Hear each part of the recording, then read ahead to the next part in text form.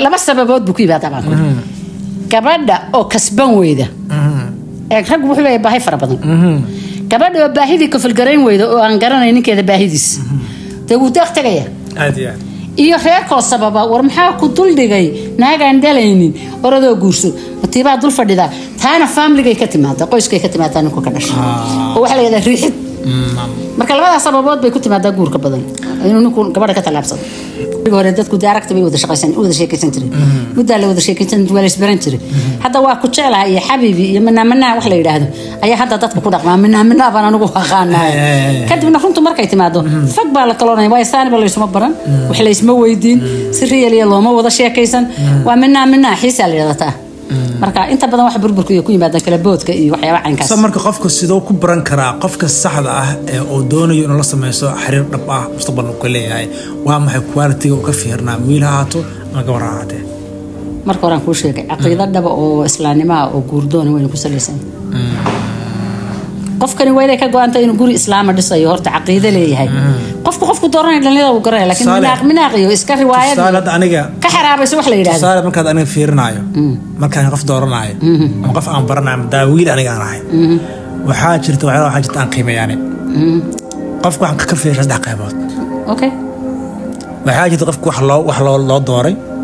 wax asagoo uu doortay iyo qofka hobbigiisii asaqaf ay tahay koob marka baranayo qofku wax loo dooray oo ay tahay qofka magaciisa iyo qabiilaha meesha soo jeedo assembly waa reerid qofka aan barto qof markuu ka yimaado awal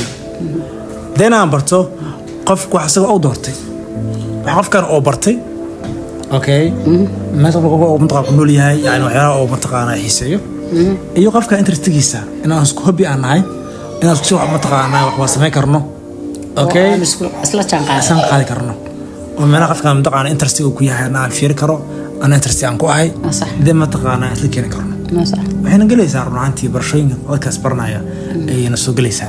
سو مركا يعني إنو قفك برد شيء كله دوان وحكا عوينيسا إن عطاها أوقاتو قفكا وحوي هاي يوحى أديقا عطاها ديتنا عاد سكمان أسرع كرتان تادس ماشاني مرة بعنيقا أنا كفير شو ثم كان أنقرط لنا يرد داوانيسا إن أيغانا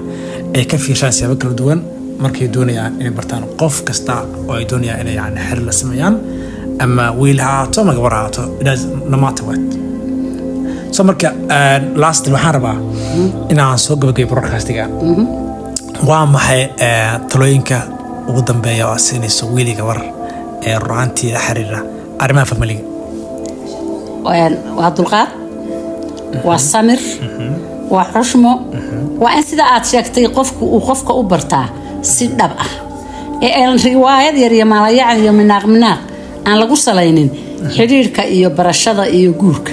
ee la isu barto si dhab ah telefoon inaan la iska baran baan anigu jeclahay qofku isagoo meel kale jooga hadda waxa arkay dadweynaha telefoon isku furayo isku guursanay aniga waa mushkuladaha iigu badanba marka waxaan leeyahay dadku si life oo maaragtay runtii ku salaysan islaamnimo iyo dhab kana la kala saaro jacaylka iyo xiisaha kalgacayl wax la yiraahdo qofka ayaama qofka xiiseynaya waa xiiso waxna waa jacayl nolosha dhan ku saleeya jacaylku waa nolosha aakhire iyo adduunka dadka kabta lagu janno tago lagu raaxaysto lagu caafimaadka laga helo marka waxaan kula dardaarayaa jacayl macaan qoys wanaagsan nolol xun ah oo maxaan kuu sheegaa ilaahay darti loogu dhawaado alla loogu dhawaado arinta la sameeyaan leeyahay